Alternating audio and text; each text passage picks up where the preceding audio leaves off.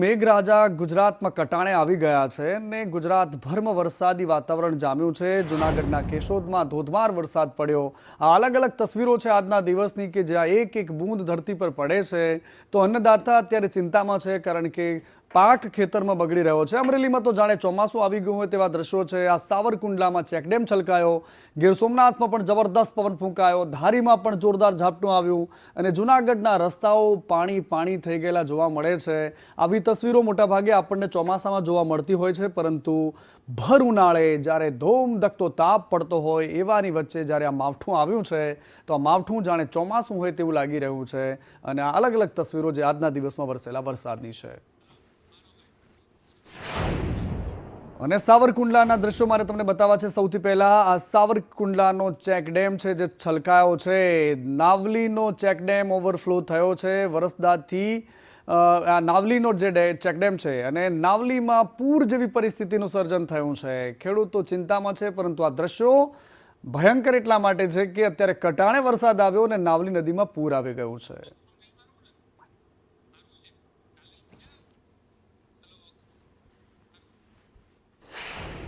હવામાન ખાતાની આગાહીને પગલે આજે 7મા દિવસે અમરેલી જિલ્લામાં કમોસમી વરસાદ વિરામ લેવાનું નામ નથી લેતો। શહેરની, તાલુકાની અને જિલ્લાની અનેક નદીઓ અને ચેકડેમોની અંદર નવા નીર આવ્યા છે। આ સાવરકુંડલાની નાવલી નદીનો ચેકડેમ છે।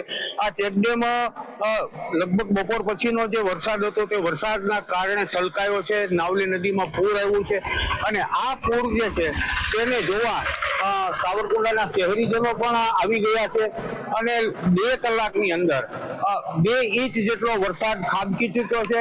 ત્યારે આ વરસાદથી અને આ નદીના પાણી આવવાથી માત્ર ને માત્ર નાવલી નદીની જે ગંદકી છે કે નાવલી નદીનું જે અંદર રહેલો કચરો તે સાફ થાય છે। ખાસ કરીને ખેતી પાકને કે એને ફાયદાને બદલે નુકસાન થાય તેવી સંભાવના છે અને વરસાદને કારણે અનેક ખેડૂતોનો પાક પણ પલળી ગયો છે, નુકસાન થયું છે।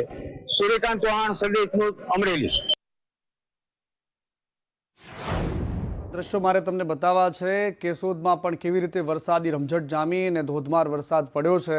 રસ્તા પર વરસાદી પાણી ફરી વળ્યા છે। ગ્રામ્ય વિસ્તારોમાં આજે વરસાદ રહ્યો છે। ઊભા પાકને નુકસાન કરતો આ વરસાદ કેશોદનો છે। કેશોદમાં દુકાનો બંધ થઈ ગઈ છે। ભર બપોરે ગરમાયેલું વાતાવરણ અને ત્યારબાદ પડેલો આ વરસાદ છે। રસ્તા પર પાણી વહી રહ્યા છે। આ સ્થિતિ આજે કેશોદની રહી છે। હવે વાત ગીર સોમનાથની કરવી છે। ગીર સોમનાથમાં પણ વરસાદ ત્રાટક્યો છે। અંધારું ઘોર પરિસ્થિતિ સર્જાઈ છે। ઘનઘોર વાદળો ને ત્યારબાદ વરસતો આ વરસાદ એક એક બૂંદ ધરતી પર પડી રહી છે અને એક દિવસના વિરામ બાદ ફરી એકવાર વરસાદ વરસ્યો છે। ગીર ગઢડાના ગ્રામ્ય વિસ્તારોમાં વરસાદના દ્રશ્યો તમે જોઈ રહ્યા છો। વરસાદથી કઠોળ, તલ અને કેસરના પાકને નુકસાન થયું છે। આંબા પર નુકસાન થઈ રહ્યું છે। અત્યારે સિઝન છે કેરીની અને આ બધી જ પરિસ્થિતિ વચ્ચે આ દ્રશ્યો તમે જોઈ રહ્યા છો। સુરેન્દ્રનગરના લખતરમાં પણ બિલકુલ આ જ પ્રકારનો માહોલ સામે આવ્યો। આજે વરસાદી ઝાપટા પડ્યા, અસહ્ય ઉકળાટ રહ્યો દિવસ દરમિયાન અને ત્યારબાદ વરસાદી ઝાપટા પડ્યા છે। લખતર, સદાદ, લખડિયા અને તલવાણી નામના ગામડાઓ છે કે જ્યાં વરસાદ વરસ્યો છે। એની સાથે સાથે અણિયારી, ઝમર, વણા અને બજરંગપુરામાં વરસાદ વરસ્યો છે। વરસાદથી એરંડા અને તલના પાકને ભારે નુકસાન થયું છે। આ તરફ ધારીમાં પણ સતત 7મા દિવસે વરસાદી વાતાવરણ રહ્યું। ધારી ગીરના સમસિયા અને એની સાથે સાથે જીરા, છતડિયામાં વરસાદ વરસ્યો છે। ઝર અને મોરજર ગામોમાં પણ વરસાદ વરસ્યો છે। સતત 7 દિવસથી વરસાદ વરસી રહ્યો છે। ખેડૂતો ચિંતામાં છે। હવે તો ખમ્યા કર બાપ, કારણ કે આ કમોસમી વરસાદ છે અને ખેડૂતો એનાથી ભયંકર ચિંતિત છે।